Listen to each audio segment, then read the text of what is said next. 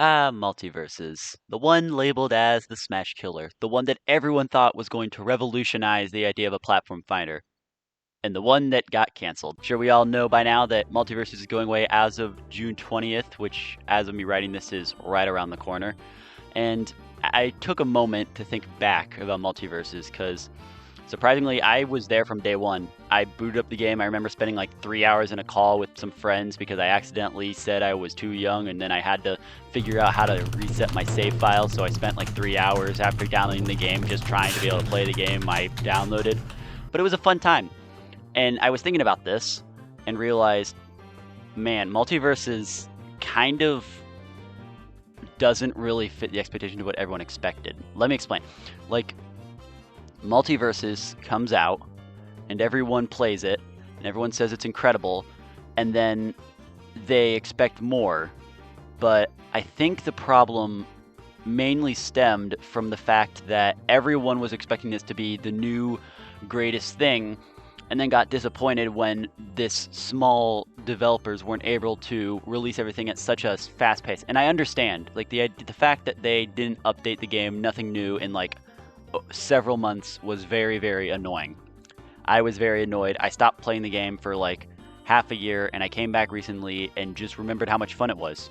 But I think everyone, and this is more so a problem with a lot of these kind of games, when people get mad that they spend all their money and then now it's shutting down, I think it goes back to the idea of curbing one's expectations. I mean, you look at the game, you look at the fact that it's not even fully out yet, and you decide to dump your whole wallet into this when it's in a beta that is still shaky, and then you get mad when they say they're going to have to take some time. You're still going to have your stuff, but they need to go and fine tune it outside of it, and you're getting mad that you dumped your wallet into something that you already acknowledged was kind of shaky. That's on you. If you wanted to spend money on it and you accepted it and you're happy with it, then that's fine. But if you're whining that you dumped your entire life savings to get the Love Superman skin or whatever, then that's on you, and you are the person to blame, not the company.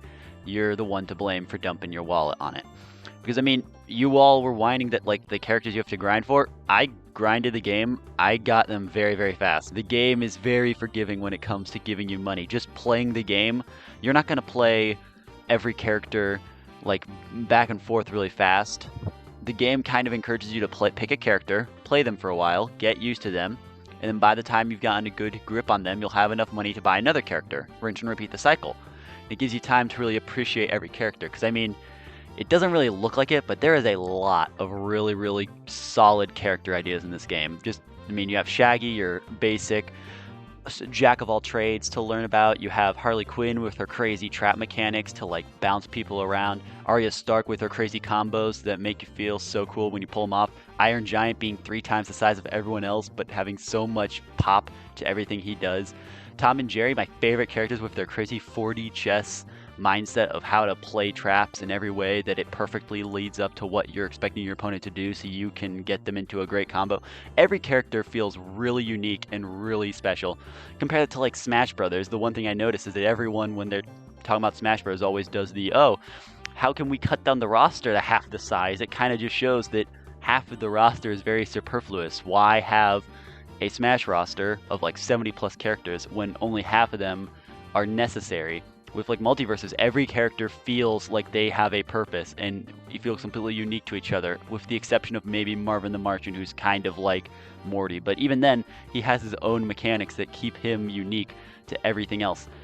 But everyone kind of looks at it, and the biggest problem I see, the big one, not just the money, not just the people getting mad at the small developers creating a game and having to shut it down, it's the fact that everyone immediately points it and says, this ain't Smash Brothers, I don't like it. And I think it's because Smash Brothers has such a monopoly on the platform fighter genre, that if a game isn't like Smash Brothers or has mechanics that aren't really similar to Smash Brothers, people immediately hate it. But, like, I went into it with an open mindset. I didn't think it was going to be Smash Brothers. I'm not the best at Smash Brothers, but I play it, and once you get a hang of these somewhat different controls, it becomes really fun. Sure, the game is floaty, but the new movement options with the dodging, I found that really fun because it made sure that nothing was ever slow. Everything was always quick and snappy. You were always bouncing around, jumping, doing things. So you never felt like you were just sitting there doing nothing and waiting. And that really, really worked. And I think that also contributed to the fact that the game is built around team play. I don't really play 1v1, but because team play really works with the game's mechanics, because you have these great character mechanics, and you combine that with the fact that each and every character works well with each other with some sort of mechanics. For example, I play Tom and Jerry a lot, and Tom can throw his Jerry, and Jerry can attach to your other player on your team and give him a team buff. And it works with a lot of them. Shaggy's buff applies to his teammates. Iron Giant can use his can drop plants to give your opponent some extra health. It really, every character works with each other, which leads to a lot of really fun gimmicks of how do we combine two characters to make both of their mechanics work together in such a way that they are 10 times better than they are before.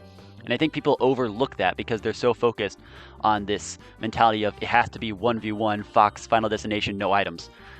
I think the game works better when you think of it more as less of Smash Brothers and more of its own thing, which is kind of the downside of Smash Bros. Being such a successful platform fighter, is that now every game has to be like Smash Brothers or else it's considered not that good.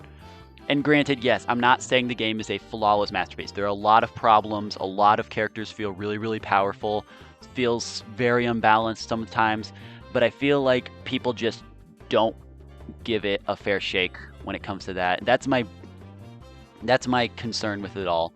It's the fact that Multiversus was a fun game, but everyone had too high of an expectation, and when it didn't satisfy that, it kind of went over. And also regarding the Battle Pass, I think people need to kind of curb their expectations with that too, because the Battle Pass didn't really provide anything. It wasn't like the Overwatch Battle Pass where there was a reason to buy it. This one literally just gave you random cosmetics and stuff.